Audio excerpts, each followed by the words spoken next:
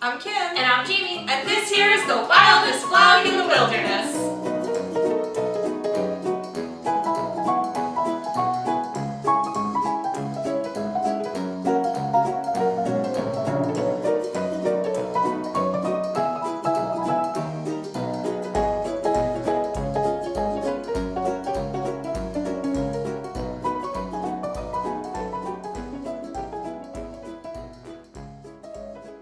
Our first day at the park, we rope dropped to Disneyland. We were super excited and we got there really early. We were probably like the fourth people in line. It was probably a little excessive, but that's okay. Totally worth it. And we decided our strategy was going to be head straight to Fantasyland because there were a lot of rides there that we don't have or don't have anymore in Walt Disney World. And we've heard that it can get a little bit congested during the day, so that's where we headed first thing. So the first attraction that we rode in Disneyland was Alice in Wonderland. Before we arrived, I had read that it had been refurbished and it can get crowded during the day. So I thought, well, we're starting at Fantasyland, what better thing to jump on first than this? It was a short wait and we hopped right on pretty much. Really cute ride. And we're actually going to do things a little bit differently in today's video, and we're going to take you through the rides all at once. We're just going to tell you about them beforehand. Yes. So after we did Alice, we headed right over to one of my old favorites, Mr. Toad's Wild Ride. Yes. Toad Hall. Toad of Toad Hall. We saw Mr. Toad's statue in Toad Hall. We got to walk through his place and then we went on his journey to places. That we can't say out loud. The underworld and beyond. Yeah, it was a super short ride, but really cute, and it's cool that you actually get to go in his house, and yeah, another blast from the past that we don't have in Florida anymore. My few Toad fun facts that I've already said on here, but I'll say again, there is a statue of Mr. Toad in the Pet Cemetery outside the Haunted Mansion in Disney World, and on the Many Adventures of Winnie the Pooh in Disney World, you can also see a painting of Toad handing over a deed to Owl, because that is the location of Toad Hall formerly. Yes. Yeah. So then we did another blast from the past and we went on the classic Snow White's Scary Adventures. Another one that we used to have in Disney World but is no longer. It was really fun to go on all these oldies, the classic Disneyland rides, some of which we'd had in Florida, like Mr. Toad and Snow White, and they were super cute and kind of nostalgic and really fun. Then we went on another new one for me, Pinocchio.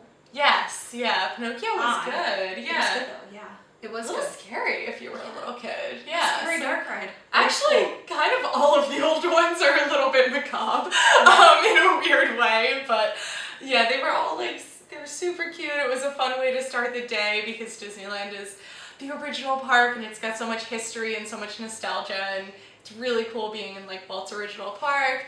And I think riding those really old school rides kind of set the tone for a nice day in the park.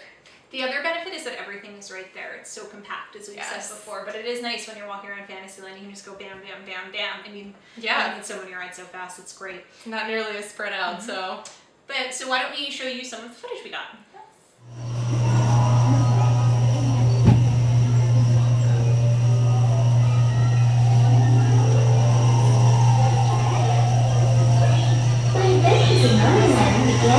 Follow the white rabbit down the rabbit hole. All of a sudden, I fell. Down, down, down. Oh, looking for the white rabbit? Well, have a look around. Oh, Mr. Rabbit, wait, please. You went this way. No, that way.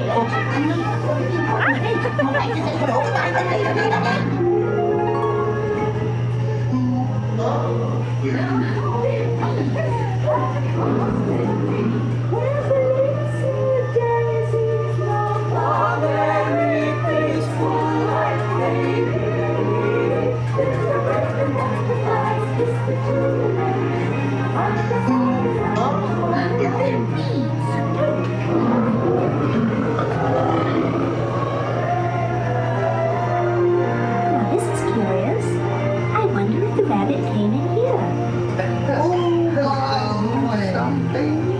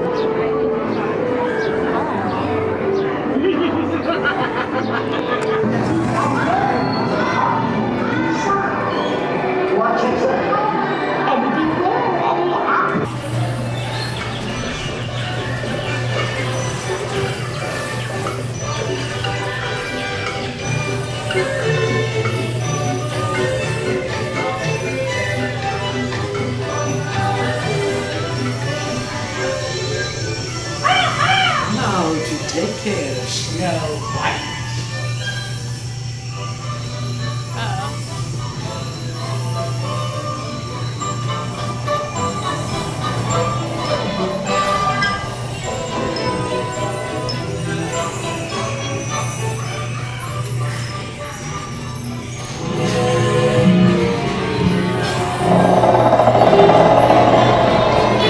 Magic mirror on the wall. In this disguise, I'm good at all.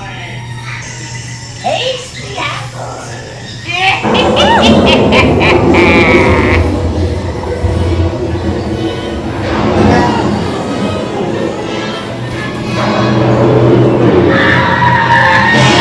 And then it's fine. Like for me, great celebrities and actors like for me. Hi, diddly ding, and actors like me.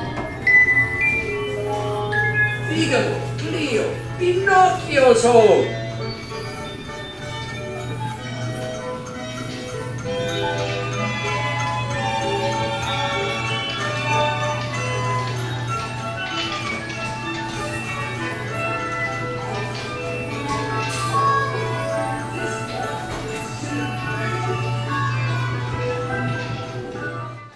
One thing that we did notice in Disneyland that was distinctly different than Disney World was that the queues for the rides tend to be almost exclusively, in some cases, outside of the actual ride building, Yes. which I'm sure is due to space limitations, because in Disneyland they don't have as much space, which is both a blessing for your feet and a curse for the Imagineers, I'm sure.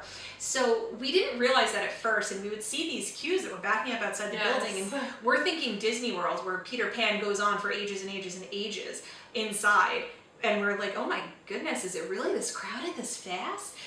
But basically, you walk in the building and you have like a short way to go and you get on the ride. Yeah, So- we didn't realize that with a lot of them. We got used to it, but it did take a while to get used to, because like Jamie said, if you see the lines filling outside in Disney World, that usually means it's going to be a long wait, because it's usually a long queue on the inside too.